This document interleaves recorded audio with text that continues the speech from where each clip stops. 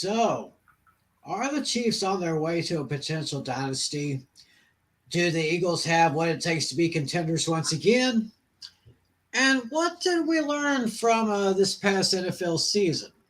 Well, we're going to try to find the answers to those questions and a lot more on this edition of Fantasy Football Fever starting right now.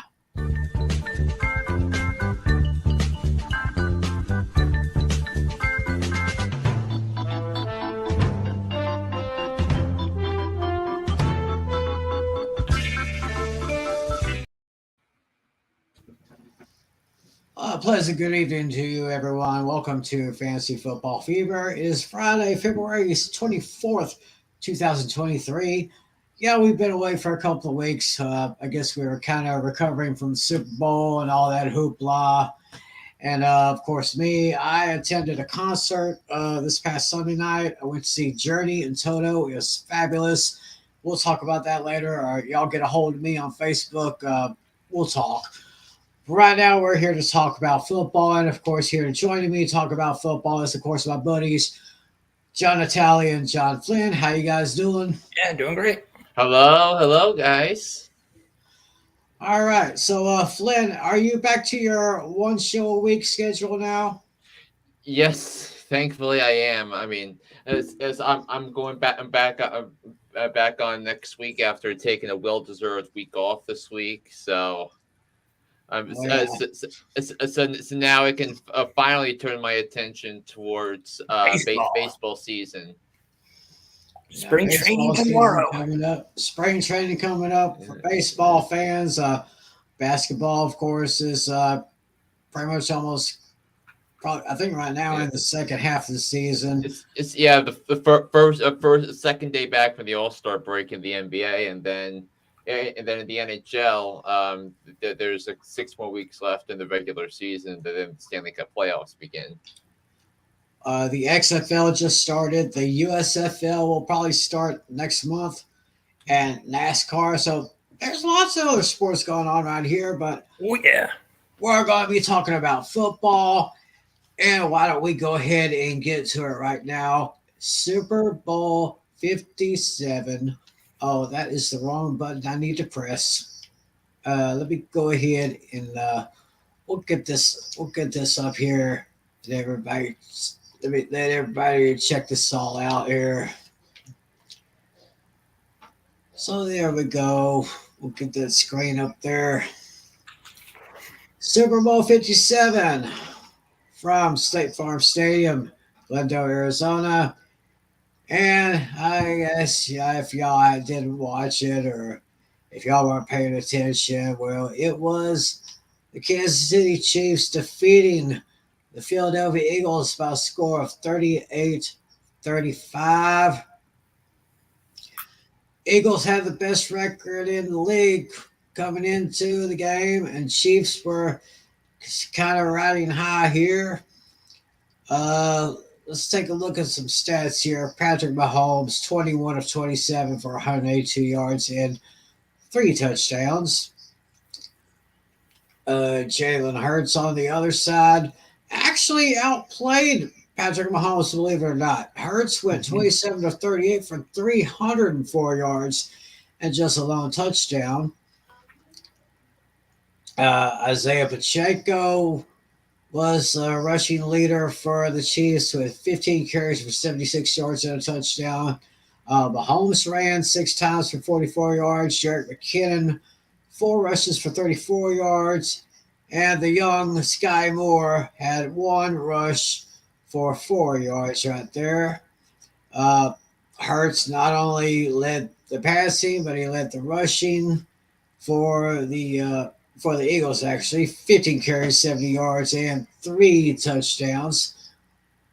I think the first quarterback in the history to throw 3 touchdowns pass for a touchdown and rush for 3 touchdowns in the Super Bowl. Kenneth Gainwell, 7 rushes for 21 yards. Miles Sanders, 7 rushes for 16 yards. And Boston Scott, 3 rushes for 18 yards. Going down the line, Travis Kelce for the Chiefs, who, by the way, will be hosting Saturday Night Live on March 4th. Hmm. So you people might want to write that down. Mm-hmm. A little DVR alert for all you people out there. 6 receptions for 81 yards and 1 touchdown. Juju Smith-Schuster, 753. Where's the other touchdown? Oh, Kadarius Toney, the former Giant. He caught Mm-hmm. himself. He caught himself How? a touchdown there. And Yeah. Sky Moore caught 1 touchdown there. Yeah. And it was the Andy Reid made everyone look so silly with those easy touchdown calls. So but like two names who were not even on the roster last year, and even so, and it's something I said the entire off season that it's and I didn't think this was going to translate into a championship this year for Kansas City, given the trust level I had on the defense going into that. So, but you had Juju Smith-Schuster, you had Sky Moore, who the Chiefs drafted in the second round. You had in the second round of the draft. Then of course Kadarius Toney, whom the Chiefs traded a couple of picks for, he scored the touchdown that gave the Chiefs the lead. So, but it was a brilliant offseason plan put together by Brett Veach that so that you the only way you replace Tyreek Hill is by replacing him with speedy wide receivers because you can't because speed is something you can't teach, and that's something Jimmy Johnson's stressed a lot during the rebuilding process in the late '80s and early '90s for Dallas. So, but the Chiefs found a way to win, and it was all because of Andy Reid and Patrick Mahomes, and now Mahomes has 2 Super Bowl MVPs, five addition to the two MVP awards he's won, and as a result, you have Kansas City winning winning the AFC and the Super Bowl in a year where they were quote rebuilding because they had to get rid of Tyreek Hill. But to me, I think the story of that game was the Eagles' pathetic no-show on defense in the Super Bowl. I mean, it's a combination of that and the Chiefs' offensive line against those cats like Fletcher Cox and Brandon Graham and Josh Sweat and Javon Hargrave. The Chiefs' offensive line was phenomenal in Super Bowl 57 against the defense that sacked the quarterback 78 times, an average of 4 a game. They allowed 0 sacks in the Super Bowl, and that was a difference. And also, the Chiefs didn't turn the ball over. The Eagles needed just 1 stop in the second half, and they never got it. And frankly, the last Super Bowl, the Eagles needed only 1 stop. They got it with 2.5 minutes left of that one. So the Eagles Super Bowl defense play the last Super Bowls has been not good. And I also would argue, and you can tell me how insane this take is, that yes, the Chiefs won, but I still think Jalen Hurts should have been the Super Bowl MVP regardless. Absolutely, I was going to bring that up. Yeah, Jalen Hurts should have been the second player in Super Bowl history to be the Super Bowl MVP despite being on the losing team, joining the newest Hall of Famer Chuck Howley in that regard, But Jalen Hurts played his butt off, and the Chiefs defense predictably had no answers for him, and they couldn't stop him. But the question was, I felt like I loved the approach from Nick Sirianni throughout the course of the game that you utilize that offensive line, that running game to your advantage. But where was Boston Scott? Where was Miles Sanders? Those two were complete no-shows on Super Bowl Sunday, and so I think the running backs will take some blame there. I mean, you had the dynamic duo wide receivers show up. AJ Brown had a 45-yard touchdown catch in the second quarter. I mean, Devontae Smith had 100 yards receiving, had that 45-yard reception to set up the last touchdown. But I felt in the first half, I thought Philadelphia totally outplayed Kansas City. But that one strip sack fumble, that to me was a rookie mistake by Jalen Hurts. So it's because you have to grip onto the football, because it's an opportunistic defense. And Kansas City ran it back with a touchdown. So the Eagles had 270 total yards of offense in the first half, and Kansas City just 128. But the score was 24-14, and that at the time felt like a big win for Kansas City because you knew that the Chiefs are going to adjust at halftime, and the Eagles didn't adjust accordingly in pregame preparations or during the Rihanna concert at the halftime show. So a well earned Super Bowl victory for Kansas City, and it's also interesting as well, Tim, because you had teams that throughout the AFC that were going all in trying to take advantage of Kansas City rebuilding, like Buffalo, Cincinnati, the Chargers. Right. That they all went all in, thinking Kansas City was not gonna be as good this year because they knew they had to sell off. But Buffalo couldn't do it. Cincinnati couldn't do it. The Chargers up 27-0 at one point against the Jaguars. They couldn't hold on there. So it really was what we're seeing is how Tom Brady has tortured the AFC and the AFC East for 2 decades. That's exactly what Patrick Mahomes is doing in our eyes, and it's going to be a very scary time for the rest of the AFC for the next decade. Oh yeah. I mean, Patrick Mahomes, 6 years in the league, 5 straight Super Bowl appearances, 5 straight AFC Championship game appearances, all at home. Right? Man, 3 Super Bowl appearances in the last 4 years, and 2 Super Bowl victories. I mean, that is probably, that arguably has to be the greatest start to a career of anyone that I've ever heard of. and also his passer rating through 5 years, the starter is 20 points higher than Brady. He's throwing for at least 6,000 more passing yards than Brady. Could we be seeing Brady 2.0? And I mean everyone was revolving around what Kansas City's doing, but now people are going to be hating the Chiefs as much as they did the Patriots because they know they can't beat Kansas City, and people hate what they fear, and they fear that their favorite team is not going to win championships because you have a great winner in Patrick Mahomes, who is the only quarterback going into next season. Actually, one of 2 quarterbacks going into next season with multiple Super Bowl rings. The other being Jimmy Garoppolo, who was Brady's backup for 2 of those 6 Super Bowls in Foxborough. So, yeah.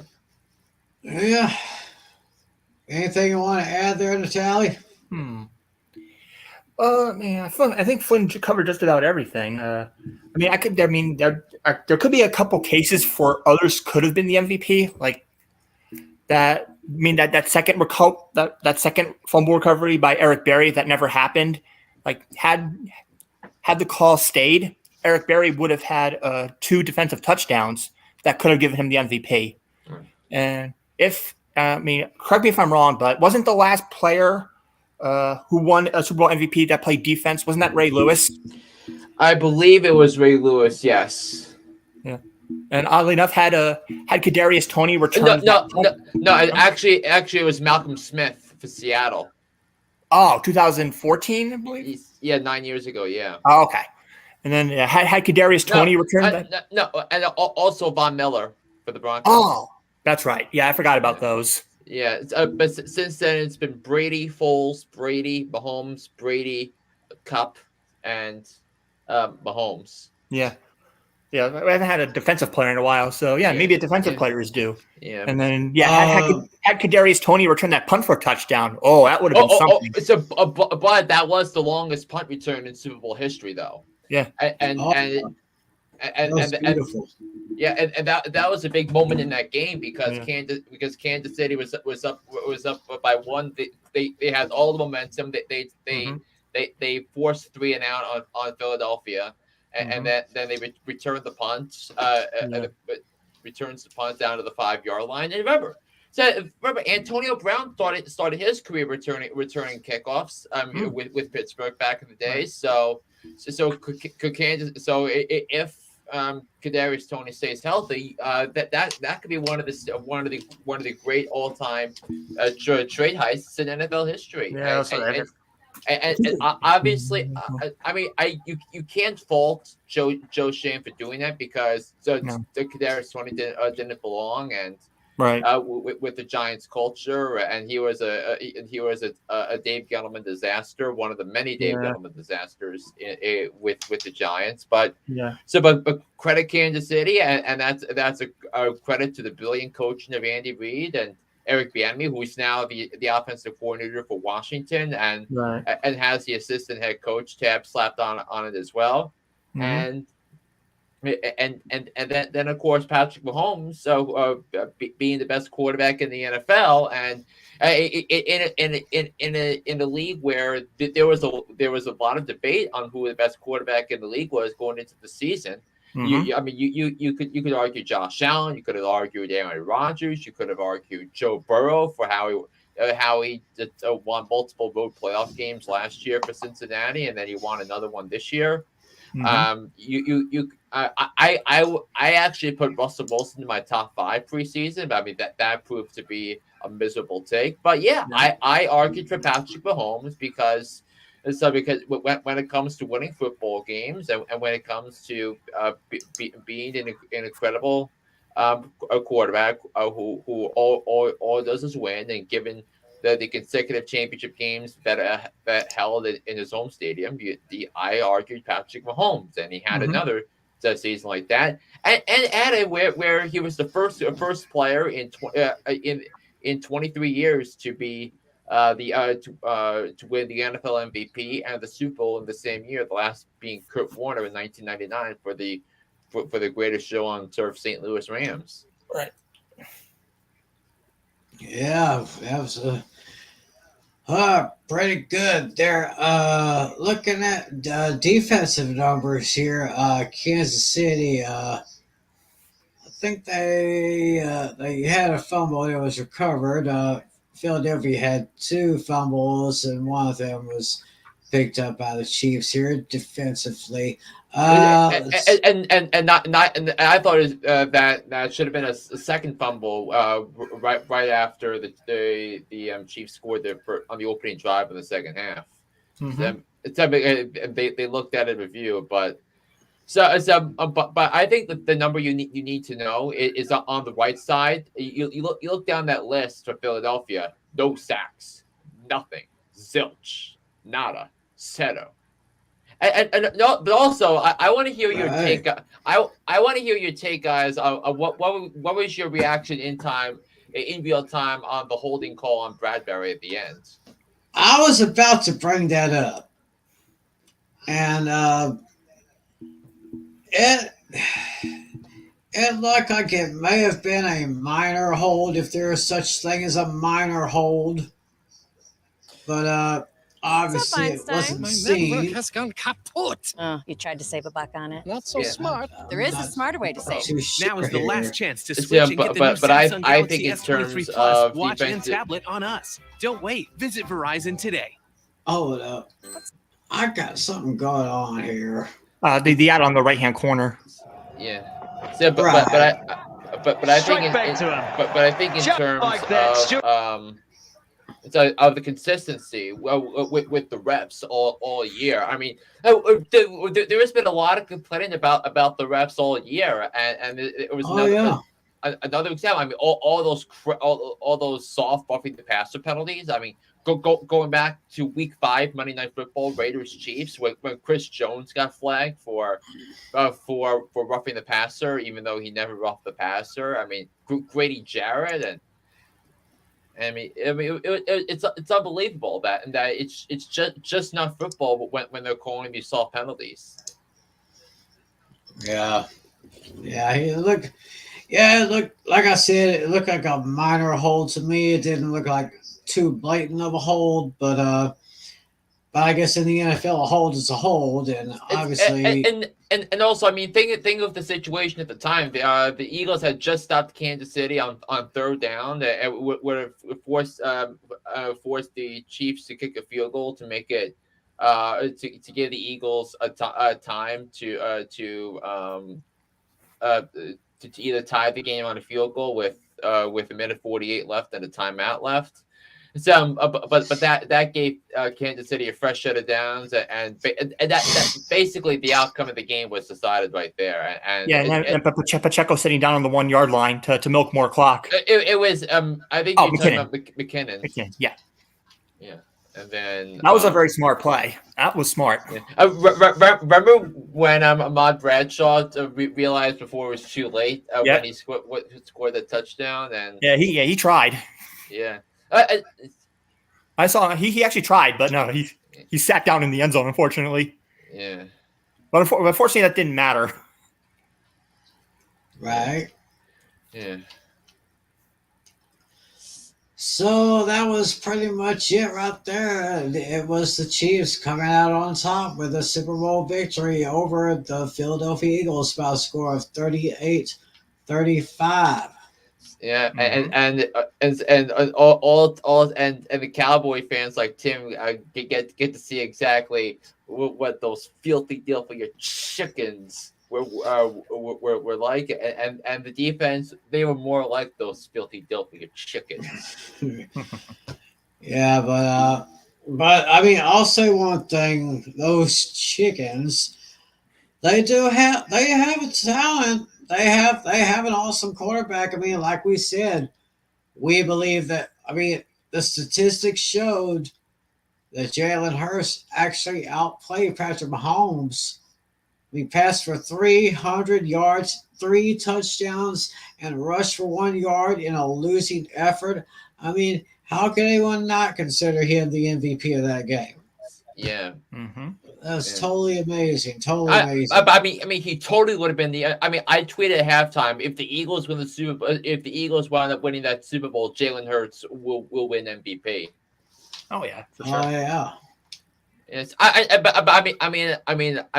just the one thing that I kind of went wrong here was I didn't think the Chiefs' offensive line was going to be so good.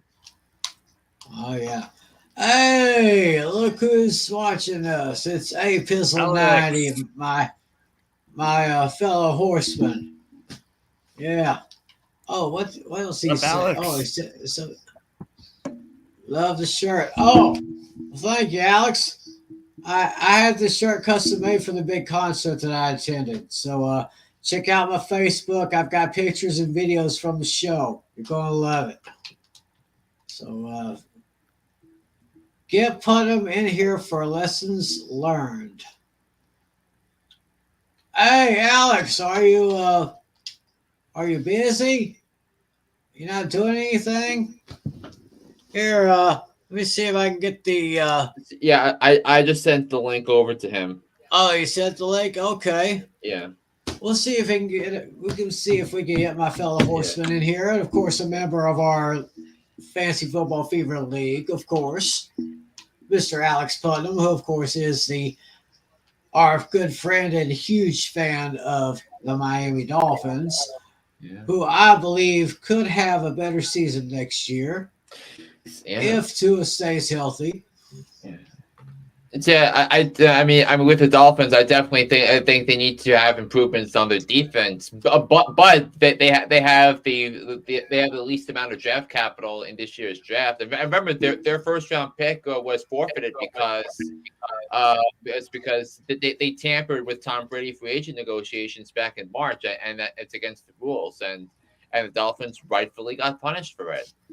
So the Dolphins will not be picking until late in the second round. Oh, wait, unless unless there's a loophole they can do. I'm not sure if they can do this, but can they trade with somebody can they do via trade though to get back to the first round or no? I mean, they could. They're just gonna have to I mean, they could. They're just gonna have to give a lot more picks to do so. Oh, okay. I was gonna say because unless there was maybe there was like some kind of loophole that they can do it, they can get a first round pick, but I guess they won't. I mean, they would have to trade one of their best players on to get a first round pick for next year. But I don't think. Yeah. But you're not trading Christian Wilkins for just a first round pick. I mean, it's. So Pizzle says the Dolphins are winning the East, but only if y'all can get past Buffalo. That's all I gotta say about that. Mm-hmm. Past Buffalo. And Buffalo will have to see about Von Miller and if he's going to be back anything resembling normal after tearing his ACL last year, right? Which was a big deal because they needed a closing pass rusher for the Cincinnati game, and they didn't have it. Right. Yeah. So I guess while we're waiting to see if Mr. Alex will join us here on the show, which I would love to have him on the show. Yeah. Anyway, we're talking about maybe some lessons that we learned from this past season in the NFL, and I guess Flynn, since you brought up the subject, we'll let you get your thoughts in. Yeah, I mean, so my last podcast episode before I went on breaks. So I went over some of the things that I learned from the 2022 NFL season, and as I keep thinking of those, as I keep thinking of those, I think that there are more added on, and this is a lesson that I think is going to reign true for the Giants when it comes to free agency, and that is don't pay your running backs. I mean, so the leading rusher for the Super Bowl champions, the Chiefs, was Isaiah Pacheco, a rookie. His salary was $784,000 this season, and history shows that history shows that you have that you have a what should I say, that Super Bowl champions don't pay their running backs, and for example, you have take for example some of the past Super Bowl champion running backs. Pierre Thomas didn't get paid much. James Starks didn't get paid a lot. Ahmad Bradshaw, Ray Rice, Percy Harvin, even though the Seahawks had Marshawn Lynch, but Garrett Blunt 3 times in 4 years. C.J. Anderson, remember the Broncos picked them up late in the season at that one. Sonny Michel, who was used as a feature back after Blunt left for New England. But you can't, if you want to be a Super Bowl winning team, you can't pay your running backs, and the Eagles didn't do that. The Chiefs didn't do that, especially. And after seeing the Clyde Edwards-Helaire experiment fail, the Chiefs turned to Isaiah Pacheco, a rookie, and he had 1,000 total yard combined season as a rookie, and he wound up being the lead rusher of a Super Bowl winning team. So I think that's where I have with the Giants. Another thing, and this is more of a general thing, and you guys can agree with me on this, is having a great coaching staff makes a big difference. Oh, absolutely. Oh, yeah. Yeah, I mean, I think the examples are Minnesota. I think the Giants, Brian Daboll, coach of the year, and the Giants were able to keep both of their assistants, Wing Martindale and Mike Kafka, from getting head coaching jobs. Franchises that are dysfunctional get punished, And I spent a lot of time on that talking about the Raiders and how their shortcomings were predictable because the feel of the organization that they needed to make a splash higher and for both they had coaching and GM vacancies and they tried for Josh McDaniels, but that turned out to be a disaster as I predicted. And I think Josh McDaniels is going to be is going to be a 2-and-done head coach for the Raiders in 2023. Offensive line play matters. We went over that a lot, and I stressed the offensive line throughout the course of the entire season, and it was no different in Super Bowl 57 with the Kansas City Chiefs. So this is something I have for the commissioner thing that Natalia was talking about pre-show. I'll leave that for later. Well, life is precious and it matters, and that's the lesson we learned directly from what happened with Damar Hamlin. Oh, absolutely. So, I mean, when I saw Damar Hamlin take the stage at the NFL honors, I'm not going to lie to you people, I almost broke down. Almost did. I mean, what that guy went through, we were all praying for him. He was fighting for his life. And then to appear on that stage as if nothing happened to him, it's just absolutely amazing. I am dumbfounded. But hey, much love to the guy. And hopefully he'll be back and ready to play for next year. Yeah, and Danny Kelton, the Bills head trainer, received an MVP vote for the NFL MVP this year because this was the first year. Because it used to be in the NFL honors, you only vote for one guy, and now for MVP you can vote up to 5, and then for the other awards you can vote up to 3. And Danny Kelton received a 5th place vote for league MVP from one of the AP writers. So, wow. Also, the refs were bad this year. Get over it.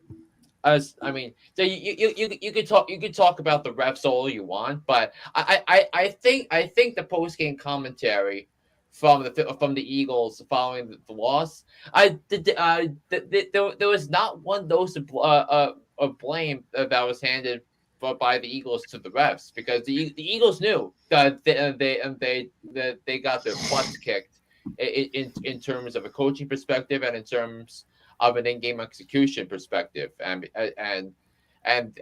Jason Kelsey said that they had a lot of opportunities to put the game away in the first half. They didn't do it. They kept Kansas City in the game, but and plus you just never know when things could go awry. I mean, an example I had from the Giants season was. And John and Natalia can remember this. It was week 7 against Jacksonville where the Giants had an opportunity to run down the clock, but Saquon Barkley stepped out of bounds, and the Jaguars came all the way back to be when Christian Kirk was stopped at the 1-yard line. So, but there was a really bad holding call against the Giants defense on that drive on 4th down, which kept the game going. Mm-hmm. But the Giants wound up hanging on to that one. Also, this was a big story, and I think it relates to what I'm going to be talking about later in terms of what the Arizona Cardinals are doing and their head coaching hire. Maturity or lack thereof matters. I mean, the Arizona Cardinals spent the entire offseason revolving around around the Kyler Murray contract situation, and Kyler Murray, I argued, and I was right. We were all right about this. We talked about as to how Kyler Murray was never worthy of the $230 million contract extension, which kicks in starting in 2024. And I think the Cardinals are going to pay a serious consequence for letting Steve Keim pull off that contract extension with Kyler Murray. So, and I said on my podcast that if I were to give an NFL future power rankings from 1 to 32, meaning what's the possible outlook of that given franchise over the next 5 years, given what their current state is, what their state's going to be 2 years down the line, 3 years, 5 years. The Arizona Cardinals are absolutely team 32 of 32. They have the worst. They have the bleakest future in the NFL. Thanks to the lack of mental toughness of Kyler Murray, and giving him that contract, it means he's not going to learn. It's going to be much harder for him to learn because he doesn't feel that there's a consequence for him not being tough enough to win in the NFL. I mean, 2020 the Cardinals started 6-2. They missed the playoffs. In 2021 the Cardinals started 7-0. Kyler Murray throws that interception against Rasul Douglas. It's a corner the Cardinals cut just a week prior, and then the Cardinals wound up losing the division the last week of the season to the Rams. Then, of course, they had to go to the Rams. Then they got the butts kicked in the wild card round, and then the Cardinals as a result of that are now 4-13. Kyler Murray tore his ACL. He's going to be out for he was knocked out of the season. The Cardinals rightfully tanked. And the Cardinals have a mess because they have a lot of salary cap tie-ups to Kyler Murray for going forward. Boy, that's a lot of information right there. So, yeah. So I gave out like a lot of lessons. So I wanted to know what other lessons did you guys take away from this? Let's see. Well, I think my takeaway is pretty obvious. Quarterbacks who choke in clutch situations will never make it to the Super Bowl.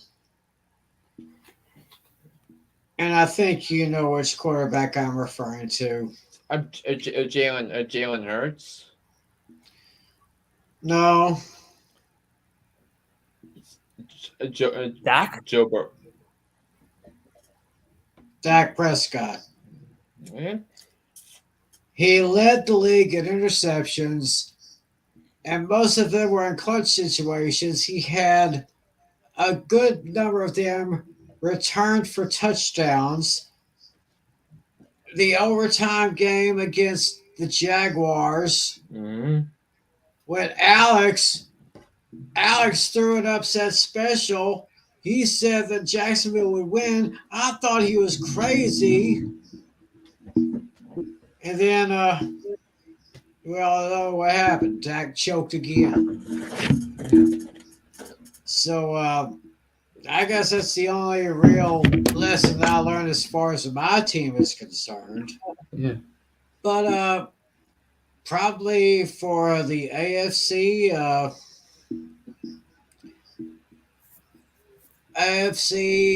lesson learned, the torch is being passed. The torch has been passed from TB12 to PM15. Patrick Mahomes. I believe it's the time passing the torch. And the way that Patrick Mahomes has started his career, like I said, is unlike any other NFL player that I've ever seen in my life.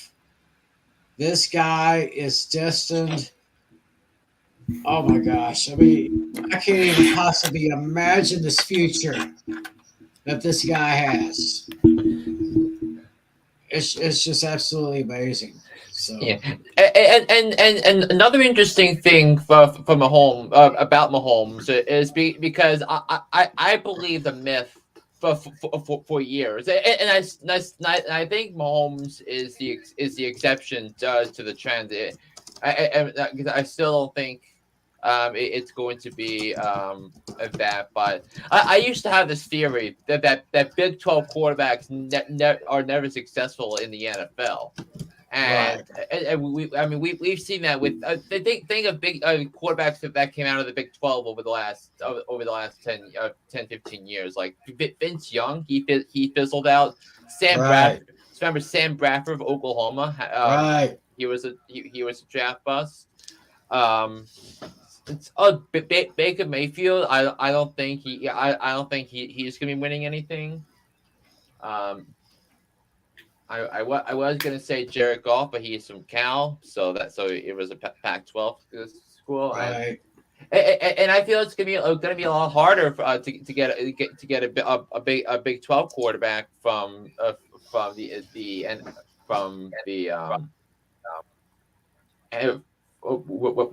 it called, from Big 12 success to NFL success, because with Texas and Oklahoma transferring to the SEC starting next year. Yeah. I think it's just my opinion. I believe the Sooners may be able to survive in the SEC. I'm not sure about Texas. Texas has been still kind of in a rebuilding phase for about the last 3 or 4 years, even though last year was probably the best out of those last 4 years. So we'll just see what happens with them. But Mahomes is the trend. Because he went to Texas Tech, and the Chiefs traded up for him in the draft, and we thought he was just going to be a raw talent, but the brilliant coach Randy Reed made it happen. All right. Natalie, do you have any things that you learned? Yeah, I probably have a couple. One, I would say, offensive linemen make horrible head coaches. Looking at you, Jeff Saturday. Oh no! Oh no! That was throwing some shade. That was a big story in the NFL season. That's a brilliant take. Linemen just need to stick to their day jobs. If he wants to be an offensive line coach, fine. He has that experience. But Jeff, love you, man, but stick to your day job. That was a big story. We talked about this every week. But I also sense that the Colts were in a situation where they couldn't get where they were trading draft picks and draft capital for veteran quarterbacks with Phil Rivers. The disastrous Carson Wentz trade, which gifted the Eagles a first round pick, which they would use in the AJ Brown trade. Matt Ryan, I think is going to be in the Hall of Fame someday. But Matt Ryan is past his prime. So there was a sense that Jim Irsay probably realized, and I think this was something that Jim Irsay realized, especially when he looked at his commentary when he introduced Shane Steichen as new head coach last week, was that, look, the Colts were 3-4. That they had lost twice to Tennessee. They lost out of the tiebreaker again, and they felt their season was over when they lost to Tennessee, and then they needed something to get rid of Frank Reich, and then they had already fired their offensive coordinator as well. So the season's basically over. So how do we move forward? How do we get a young franchise quarterback to build a roster around, and that was to do, and that was to tank, and And if it wasn't for the Raiders defense blowing the lead, blowing the lead in Jeff Saturday's debut, you'd be looking at Jeff Saturday going to 0-9 as the head coach of the Colts. I mean, his time management was terrible. I mean, his in-game decision making was terrible. And he was the first head coach hire since 1961 that didn't have any NFL or college head coaching experience before being hired as an NFL head coach. 1961. Yeah. Wow. Let's see. Another thing I could think of is if you want to trade one of your best players, make sure you get value in return. I mean, I can't really think of anything off the top of my head right now, but I know it happens to a lot of teams. I mean, Tyreek Hill is the example I thought you'd come up with because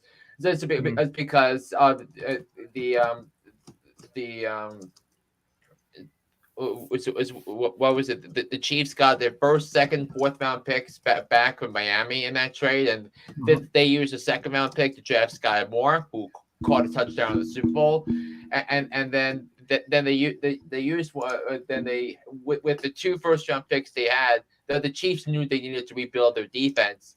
So they spent their 2 first round picks on defense with Trent McDuffie. I thought that was a steal at the time. Back when we did the mock drafts, I had Trent McDuffie going to Washington at 12. He went to Kansas City at 21. And also George Karlaftis from Purdue. Yeah, he went to Kansas City number 30. So both of them made impacts during the season, which led and made key plays that led to Kansas City getting the 1 seed and the week off, of the wild card weekend off. So that was big. So. And then there's the obvious example of the antithesis of that, John, and I think that was the AJ Brown trade. Oh right. Oh yeah. I think I got one more. I think the linemen are the most important piece to your offense. Your quarterback is only as good as your linemen make it to be. Daniel Jones had the best season of his career. The Giants had a fantastic offensive line. John Feliciano, Andrew Thomas, maybe to a lesser extent, Nick Gates. He had a comeback season. Yeah. And make sure you draft a lineman in the first round if you can. If the best one is out there, get him. And make sure you hit on those picks too. And they got to hit too because there have been some bad ones out there. And example number 1 is Jalen Hurts. I mean, Jalen Hurts is really, it isn't as great a pocket passer, but he looks that way because you have Jason Kelsey and Lane Johnson and Jordan Mailata, those monsters up front protecting you. Yeah, the Giants definitely improved. Giants definitely improved on the offseason front lately. Yeah, there's 2 big busts that come to mind. This one you're probably going to agree with: Eric Flowers, who's probably the worst offensive lineman ever. And it makes me mad that they kept Jerry Reese instead of Tom Coughlin. If it was the other way around, the 5 years of hell of Dave Gettleman never exist. Yeah. You're probably too young to remember this name, but you might remember him possibly. He was a horrible lineman too, Luke Petticoat. I heard of him, but I didn't pay much attention to him at the time because a lot of my focus as a Giants fan was about Tiki Barber and whether or not he was going to play in 2007. He was the epitome of false starts. A lot of the false start penalties were all him. So I remember that the wild card game. The Giants had a playoff game in Philadelphia in 2006. And there was a time where the Giants had like a lot of false starts. Was that him? Him, yeah. He was the guy. Yep. He was the false start master. Good Lord. What was his name again? Luke Petticoat. Luke Petticoat. I will definitely have to look up that name. Mm-hmm. I have to look him up. I mean, I'm really shocked because he went to Notre Dame. Notre Dame usually brings yields great offensive linemen. I think you look at Zach Martin as an example for Dallas. Mm-hmm. I think Tyron Smith went to Notre Dame as well. Tyron Smith? Yeah. No, Tyron Smith, I think he attended USC. USC. Yeah. Yeah, played for Southern Cal for the Trojans. Yeah. So, some very, very interesting stuff that we have learned from this past season in the NFL. But we are all talking about maybe making one bold prediction for next year that could probably sound so crazy people will think we're crazy. And I believe John Natale had a good one. So let's get his bold prediction. Yeah, I had a couple. My first one is that Calvin Ridley will win Comeback Player of the Year award. After being suspended, he's going to be out for a vengeance. Yeah. Interesting. Yeah. Now here's my second one. I would say there's probably a 1% chance this might happen, but yeah, this is going to sound really ridiculous, but here we go. Last year, I was the only person who got this right. Remember? Oh. TB12.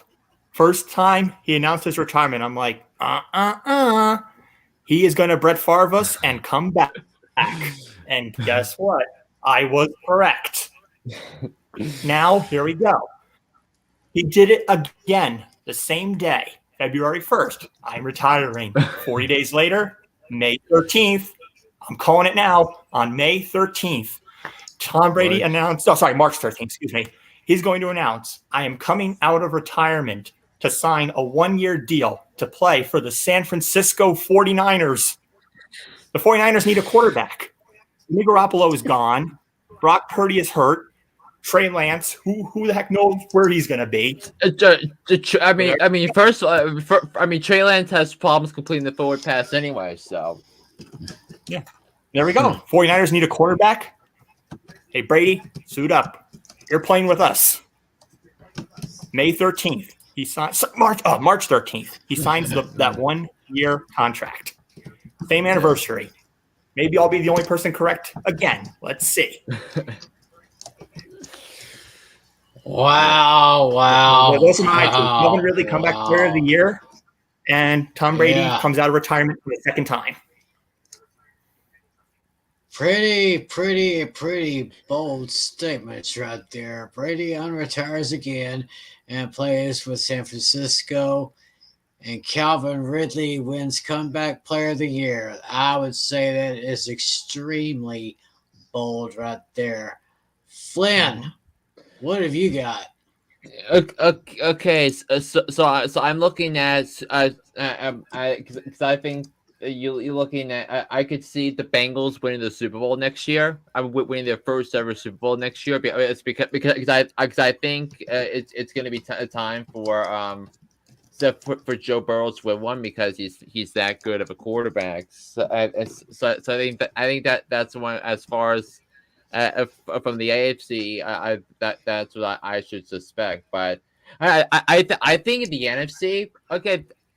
So and this is something for the NFC, and I think there's going to be a lot of team turnover in terms of the playoffs. So and I think there's going to be several new teams making the playoffs, and two of them being the Carolina Panthers and the Washington Commanders. Ooh, interesting. I think he's kind of giving us a little foreshadowing into one of our topics that we could be discussing in the off season. It's something like we did last year. we each picked 5 teams who made the playoffs this year that could miss this next year. And of course, 5 teams that missed it this year who could make it next year. And I think he just gave a couple examples with Carolina and with the Washington Commanders. But both have very good defenses. Just saying. If they can get their quarterbacks right in the offseason, I think Carolina's off to a good start with Frank Reich being the coach. That if he can actually be given a young quarterback to develop, I think that would make it easier because he never had that opportunity with the Colts because they traded for a new quarterback every year. So if he gets a new quarterback, but hey. Is Carolina going to draft? I don't think Carolina is going to have access to C.J. Stroud or Bryce Young in the draft process, but someone like Anthony Richardson from Florida, somebody like Will Levis from Kentucky, and I know that there are some very smart people that think Will Levis is going to be an excellent quarterback in this league with good coaching. That there are a lot of smart people that say the same thing about Anthony Richardson. And I saw Anthony Richardson's potential in the first week of the season when he led a tremendous victory against Utah, a very tough team from the Pac-12 in a non-conference game, and I could see Will Levis, smart people being him to be the next Josh Allen. So if for some reason the Giants trade or draft Will Levis. Could Brian Dable turn him into a star like Brian Dable did with Josh Allen? That's going to be a thing to be seen. But Carolina should be, and I think they will be drafting a quarterback with their pick this year in the draft. Well, maybe the right now have a shot at the playoffs. What happened? I was saying, I also think I was going to add. I think the Lions also have a shot at making the playoffs next season. I was going to say the Lions, but it's not a hot take anymore because of how well they played in the second half. True. They just need to fix a couple of things on that defense, and I think they're the team to beat in the NFC North, as Tim has as a bold prediction. Tim just said that. That's my bold prediction right there. The Lions will win the NFC North. I mean, last year, going all the way through, Jared Goff started, of course, very slow with those guys, but they have slowly started to build something right now. It seems like they're no longer the irrelevant team next year. And in fact, Detroit is going to look so good next year. Here's another bold prediction. Championship Sunday. They will win on Thanksgiving. Who are they going to play?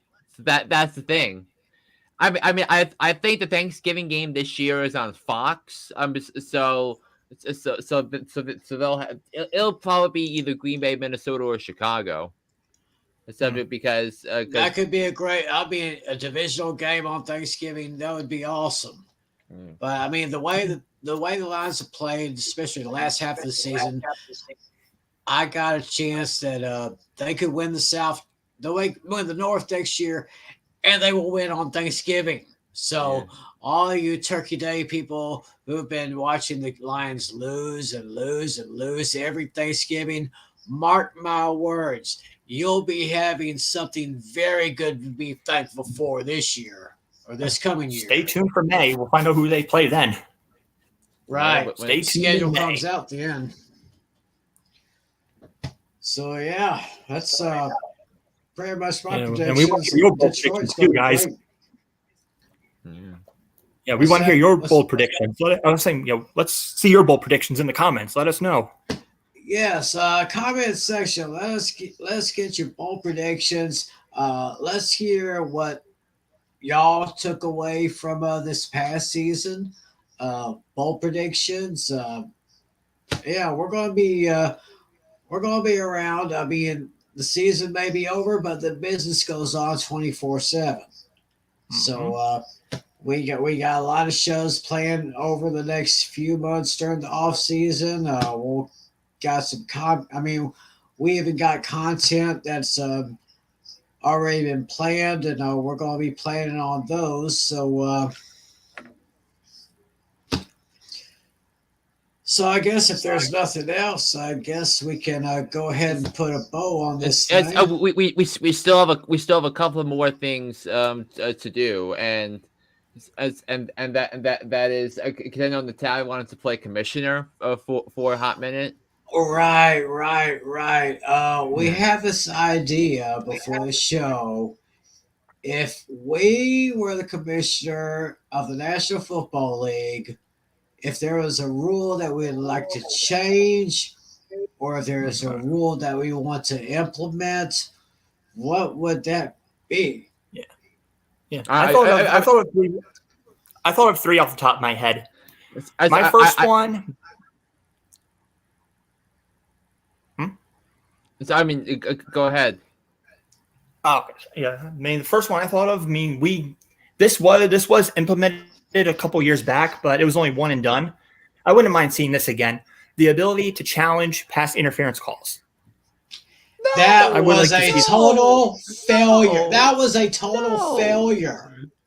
No. Out of all the pass interferences that were challenged, I'd have to say 99.999999999% were upheld.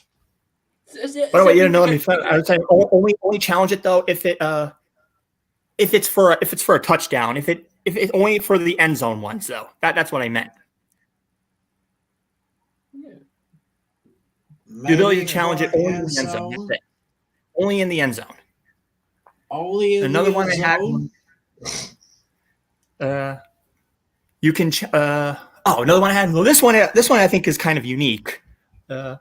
No more false starts. If the offensive linemen want to go, let me rephrase that. No more false starts.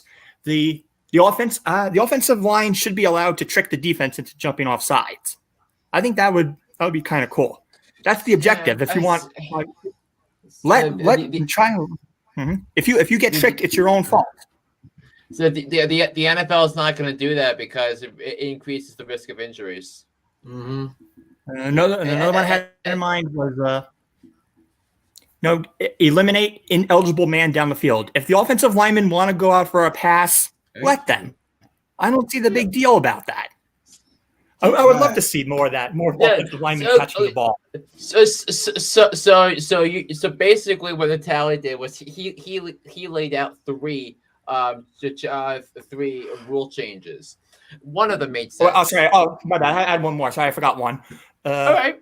Let's see how bad this one is. All right. Okay, so let's say.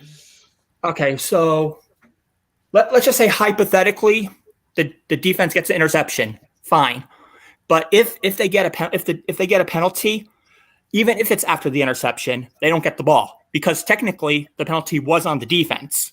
So the offense should still get the ball back because technically the penalty was on the defense. But there's reason that they do after the interception, but because it basically once the ball is turned over, it basically acts as like a special teams return. So then it would basically be the effect of if there was an illegal block in the back against a defensive back, it should be a 10-yard penalty that goes, which from the start of the foul, like you would on a kickoff return or a punt return or half the distance to the goal, or wherever the situation is. So, yeah, that was the reason why I said the offense should get the ball back because technically it was a penalty on the defense. Yeah. I mean, those are mine. A little off the wall kind of ones, but I think I kind of like most of them. But my favorite one that I probably came up with was the let the offensive lineman go out for a pass. No more ineligible man down the field. Yeah. All right, Flynn, I guess you're up next then. So I hinted earlier that one of the lessons I took away from the NFL, because the last lesson, I basically how I wrapped up the season covering the NFL. What was this? And this is where I think you'll agree on this. It's time for a draft lottery in the NFL. It's the time has come to implement a draft lottery, because think of this, right? And I think that this relates to the Houston Texans and the Indianapolis Colts, and both those teams knew they had dire quarterback situations, and the only way they were going to get access to those quarterbacks was to tank. And you have draft lotteries in the NBA, which has been around for 40 years. You have one for the National Hockey League. You had one in Major League Baseball that was instituted last year, and I think it's a great concept by Rob Manfred. But but you want if you want a good product from the bad teams, at least give them an incentive to win. And make them be punished for trying to tank by by not guaranteeing their spot in the NFL draft order. Because it could take one player that could completely transform the entire franchise. Like for example, Joe Burrow with the Bengals. The Bengals were the worst team in football in 2019. It wasn't even close. So, but then they get the number one pick. They see Joe Burrow light up Clemson and Dabo Swinney's defense in the national championship game, and then also also putting up 60 points against Oklahoma in the Cotton Bowl, and then you look at that and see that's a generational prospect at the quarterback position. And where are the Bengals right now? They are one of, right now, in my view, the second best team in the NFL. If I'm being honest, I'll go going into next season, because I think Cincinnati would have beaten Philadelphia in the Super Bowl with the way Joe Burrow played, with the way you have Jamar Chase and the hunger from losing in last year's Super Bowl, and that you also have other franchise changing quarterbacks like Matthew Stafford, who was responsible for the Lions' only 3 playoff appearances in the last 25 years. And the Lions haven't been the same since then, although things are looking better with Dan Campbell being the head coach there. But this should be an example that should get conversation to this idea, because right now the Bears have the number 1 overall pick, and they'll probably trade the number 1 pick to either the Texans or the Colts if they want to go up and get Bryce Young, but you're looking at the long term here. If Bryce Young is a starting quarterback for the Texans, the Colts are going to have to face him twice a year for a decade. If the Colts trade up for the number 1 overall pick to draft Bryce Young, the Texans defense and D'Amico Ryans' defense is going to have to see Bryce Young twice a year. It's the AFC South dynamic that's in this, and I think a lottery should help with that. And maybe you'll be lucky, maybe you won't be, but if you purposely lose games to try get a quarterback, like tank for Tua, like tank for Chase Young, who hasn't been that hype prospect living up to the hype yet. You wanted to see teams try to win and make those week 17 to week 18 games that don't feature teams going to the playoffs actually mean something. Right. Yeah, I can see that. All The only right, that problem makes total is the sense. league being able to prove it. How would the league be able to prove it, though? You could be a Right. legitimately bad team. So, The problem is proving it. You know the teams that are cheap. You know the owners that are arrogant and ignorant, like you like with the Texans and how Jack Easterby ran that franchise to the ground. You have the you have the Colts who, so mind you, the Colts had a talented defense. Make no mistake about that. I picked the Colts to win the division. It was a smart idea to pick the Colts to win the division. I'm not going to regret picking the Colts to win the division. Yeah. Because when you factor in Matt Ryan, who is an upgrade over Carson Wentz, and you have a talented defense, albeit one without Matt Eberflus, who is the coach of the Bears. But the Colts were missing out on the quarterback position, and they whiffed on it, and in order to address that, they're going to have, if they want Bryce Young, they're going to have to trade with the Bears to get him. Right. Yeah. So in my eyes, it's time for the NFL to implement a draft lottery. Very, very interesting. I was kind of getting my brain in gear while listening to your guys' suggestions. I was thinking maybe have 8 weeks, 8 bye weeks during the season, and in each of those weeks, an entire division takes the bye. They're not going to do that though. It's because it's not going to work for ratings. Okay.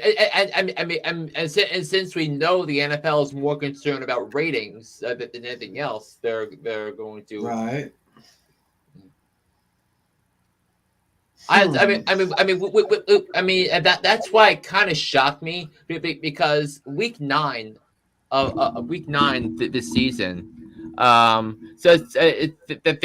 were some historic franchises that all had bye weeks the same week. The Giants, the Cowboys, the Steelers, the 49ers, the Broncos, the Browns. They all had byes the same week, which I thought was mind blowing with the ratings. So, but the NFL would never do that because of the ratings. I know there's got to be a lot of rules that we could change, or we could maybe make better here. Maybe yes. I don't know why I didn't think about this, but I've been talking about this for years and years. NFL overtime should be just like college football overtime. Yes. Yes. Bingo. You play until you get a legitimate winner. That is what I would like to see. Bag ties. Yeah. Have the NFL implement the same rules of overtime that they do in college football. I would love to see something like that. But we need to make sure though there's a limit. Because every possession in college football overtime represents one overtime period. Right. So I wonder. You can do up to 3 overtime periods, and then if the score is the same after that, the game ends in a tie. But there's got to be some limit because let's say if it's a 1 o'clock game and let's say the Giants have a 1 o'clock game on Fox and they go into 2 or 3 overtimes. Which is like possessions each, and then you have the Cowboys on at 4:25. There's got to be a limit to that. So, and also make the pondering that much easier, that much more fascinating from an in-game coaching perspective. Okay, well, or maybe the overtime rules they had in the postseason put into the regular season. Mm-hmm.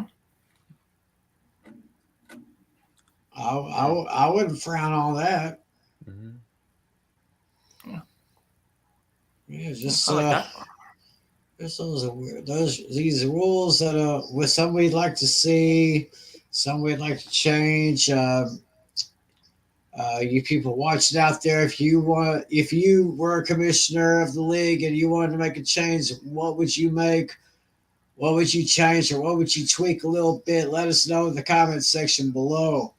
Just give us your opinions on that. So we had pretty good much to talk about. Things we took away from the season, lessons that we learned, and changes we'd make if we were commissioners. Let us know your thoughts. Leave your comments. We appreciate you supporting us all this year. And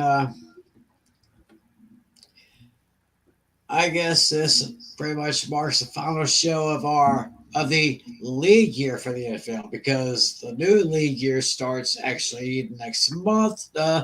Natalie, what's the Flynn or Natalie? What's the exact date where the new league year starts? So I think the start of free agency. Yes, we have. Flynn, it looks like you're going to have to make your makeshift spreadsheet again. Yeah.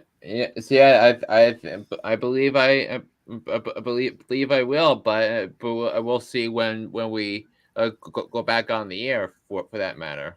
Right. Because you're talking about the free agent frenzy things. I remember doing that. But I mean, when I did that, it was in June when there were some when there was a lot of when all the top tier free agents were gone, and now you're starting to see some names that are entering the free agent market because they're salary cap casualties. Right. Yeah. So right now there's names galore. A lot more than last year. Oh yeah. Bob Wagner. Yep, just became a free agent. By the Rams. Mm-hmm. Yeah. Oh, so, he would be such a good get for the Giants. Mm-hmm. Yeah. Yeah, I heard the Cowboys should get can't remember who it was, but it's Odell Beckham Jr. No. I think James Washington will kind of make his he'll make his mark with the Cowboys this year, since he really didn't. He was pretty much injured all of last year, so I'd say James Washington can step up. CeeDee Lamb has been great. Noah Brown's great. So I don't think we really need Odell Beckham Jr. Yeah. But it's just me. So. Yeah, and I mean, to be fair, I was looking at the notable free agent board that spread so that thing I made. There was only one only one of those made somewhat of an impact, positive or negative. Brett Maher. Right. Oh my gosh. And that night, I think, wasn't it that game against Tampa Bay? Yeah, he missed four extra points in a row. 4 extra points in a row in that game against Tampa Bay. Oh my gosh. Why he is still on the roster is just beyond me. He did make a couple of 60-yard field goals last year. I mean, he made one against Minnesota in November to basically put a build up on that game and that blowout victory. Yeah, so if I don't know if they still want to let him go, then no, I don't think we need to get Greg the leg back. No way.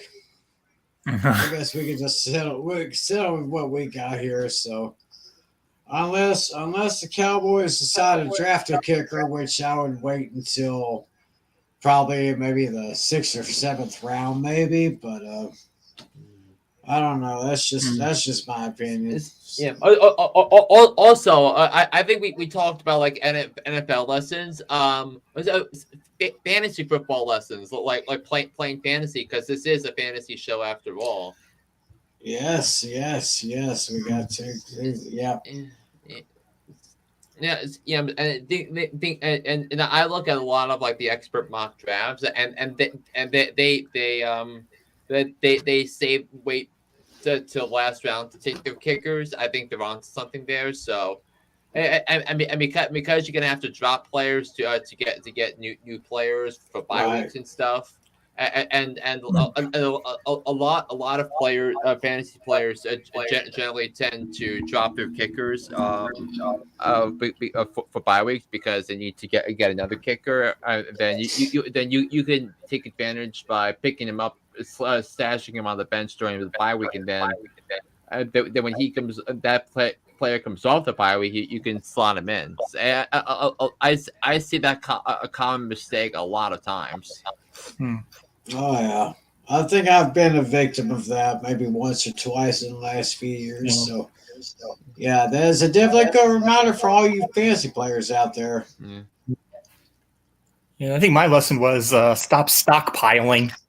I had good players that I couldn't use because I had to make some. I learned only take bench player. Like if you're going to fill up your bench, only a player if you're only going to use them once or twice. I mean, you never know when somebody on the team gets hurt and he gets in for opportunities, and also another thing, know what that team's offense revolves around. Let's say you're looking at Philadelphia. So it's like you kind of want offensive line. You kind of want running backs, because whether it's Miles Sanders, who had a very, very good season, and also remember me when Saquon Barkley landed in my lap on the 3rd round, and I knew they were going to run the ball. This was something I picked up looking at the NFL at some NFL stats. So the Giants ran 520 pass plays and they ran 520 run plays last year. Wow. So that's why me drafting Saquon when I had the opportunity to was a no-brainer. And he wound up being a top 5 fantasy running back this year. Yeah, I could probably see him being top 5 next year, maybe. We'll see where he goes. I mean, if he stays with the Giants, he's gonna be a top 5 running back in fantasy. If it's Buffalo, absolutely, because the Bills desperately need a running back. They need to solve that problem of their offense. Right. And also another easy pick for me was drafting Travis Kelce, and Kelce was. I mean, after Tyreek Hill left, the volume that Travis Kelce was going to get was going to increase because Tyreek Hill was no longer there, and he was by far the best tight end in not only in football but fantasy football as well. Oh, hands down. Oh, no question about Kelce right there. Yeah. Which is something about that Super Bowl we never about the Super Bowl we barely even touched on the impact of Travis Kelce and how that impacted and also what he did in the divisional round against Jacksonville, what he did against Cincinnati in the AFC Championship game on that final drive, and then of course in the Super Bowl against Philadelphia. Yeah. I'm starting to see a trend here with Mahomes and Kelce almost as common as Well, what we had here in Dallas with Tony Romo and Jason Witten. Yeah. That kind of combination right there. I remember my first year playing fantasy football, Jason Witten was my tight end. Oh, nice. And it was the year I wound up winning the fantasy championship. I believe that is correct. I believe that is. So, yeah. So we kind of learned a few lessons from both our leagues, our fantasy leagues, and from the NFL. So, wow. I think it is almost midnight on the East Coast. It's almost 11 p.m. here, and almost 9 p.m. where Natalie is. So this is pretty much the final show of the league year for us. The league year starts next month. Free agency's coming around. And we'll be back with that. We'll be seeing who could be moving and who could be shaking. Of course, we got other things to cover over the next few months here. We have the Scouting Combine. We of course have the NFL Draft. Of course, we got OTAs and of course training camp. So yeah, we still got a lot of interesting things to talk about between now and then, and not just about those stuff, but other stuff in particular. So y'all be sure to keep tuning in. We'll let y'all know when our next show drops, and of course, don't forget to listen to John Flynn, Hooked on Sports. Yeah, coming back from vacation next week. Coming back from vacation, he'll be back and better than ever. Rested up, he's good to go. So I guess we'll just go ahead and put a wrap on this one. Thanks to my man John Flynn, the main brand of sports. I call him that, and I say it with all love and respect. Mm-hmm. And of course, our league commissioner, John Natale. Yeah, thank you. We got to do this again. We got to do it again. Oh yeah. We will definitely do this again, and we will do this show again very soon. Just stay tuned because we got a lot of stuff planned for y'all.